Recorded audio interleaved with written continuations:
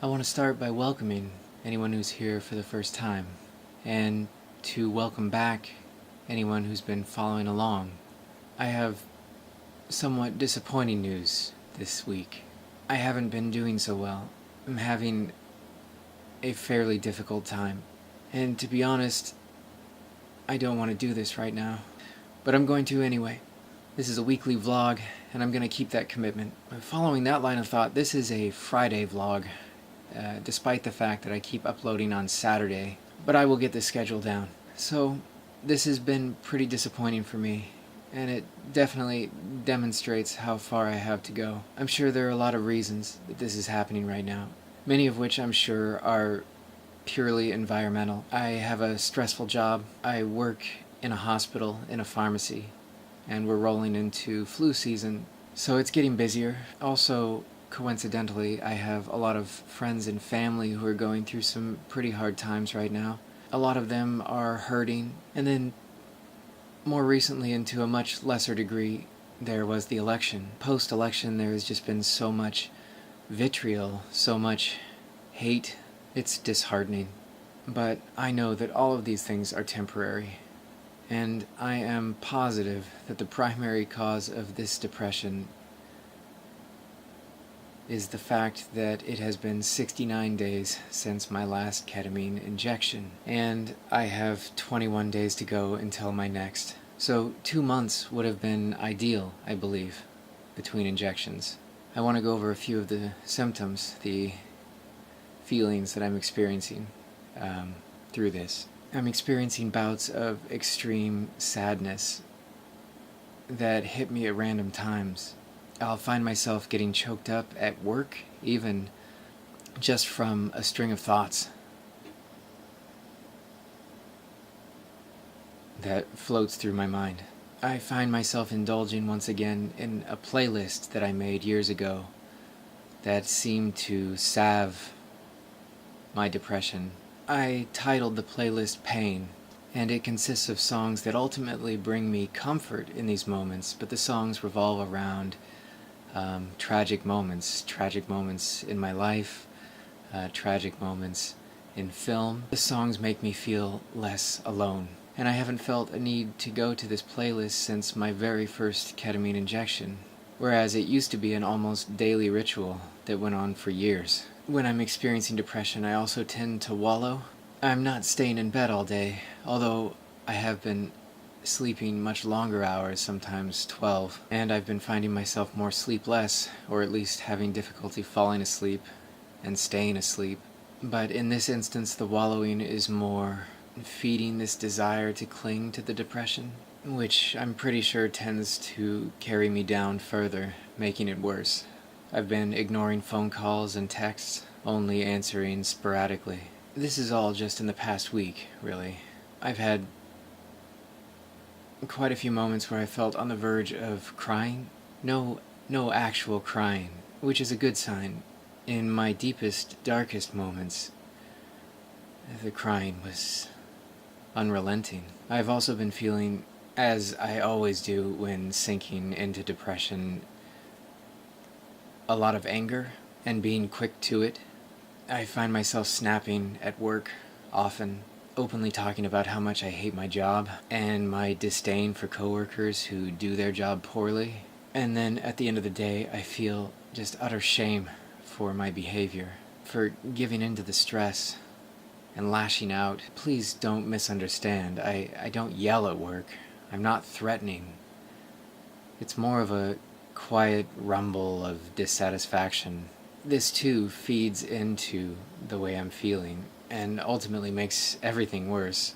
I hate that in these moments I'm such a slave to my emotions. It's high on my list of traits that I want to fix. And then this behavior leads to regret, and I'm already full to the brim. Speaking of regret, I seem to be experiencing an avalanche of should-haves, would-haves, could-haves. I can't stop thinking about all of the mistakes I've made in my life, all of the relationships I've lost, all of the poor decisions I've made due to fear and anxiety.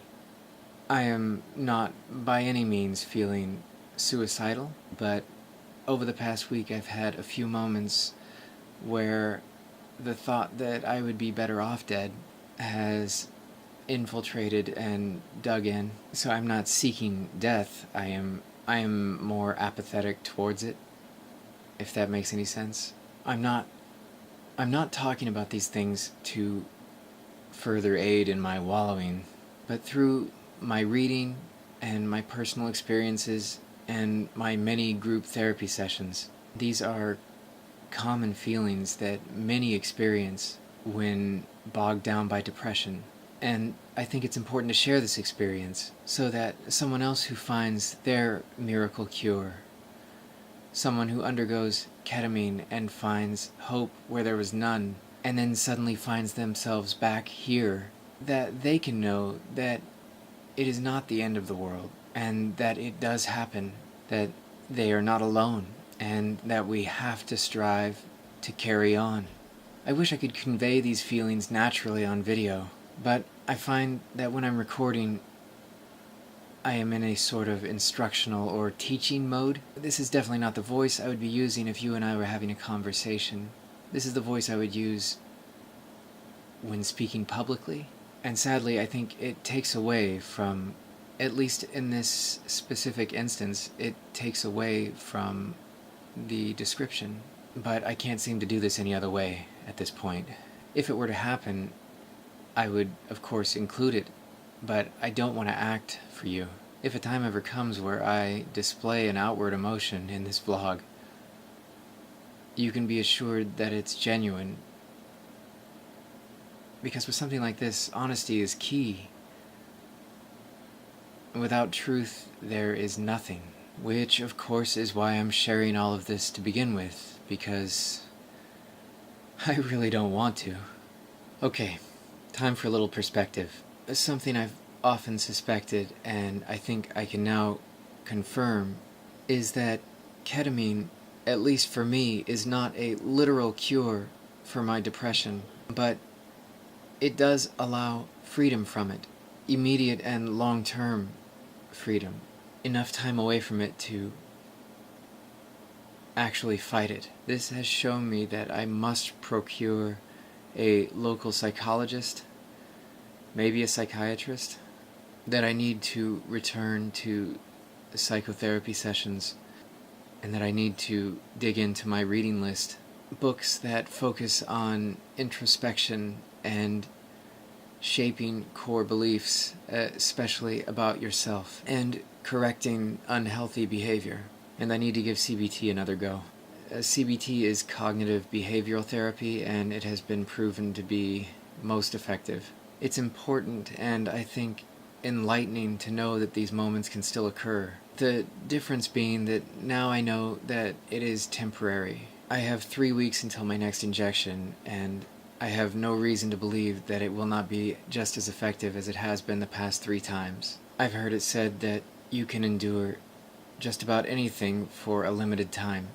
I know I can endure this sadness, this pain, for a few more weeks. It's when I'm experiencing these feelings with no end in sight that I feel compelled to take action in order to subdue the feelings.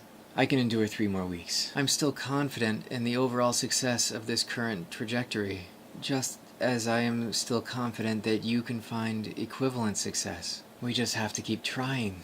Psychotherapy, medication therapy, group therapy, cognitive behavioral therapy. Read books that dig deep within. Learn to be introspective. And if or when these efforts fail, know that more aggressive treatment is available to you. Maybe you'll find success with transcranial magnetic stimulation. Or maybe for you it will be ECT. ECT is electroconvulsive therapy. At one point I gave heavy consideration to ECT. I researched it for months, and while it doesn't come without its share of risk, it can have very positive effects when done right. Or maybe, like me, you'll find relief in ketamine. Just please do not give up without a fight. You are important to many, and maybe everything to someone. In time, you can find the same value in yourself, but not without effort. Hang in there with me. and I'll see you next week.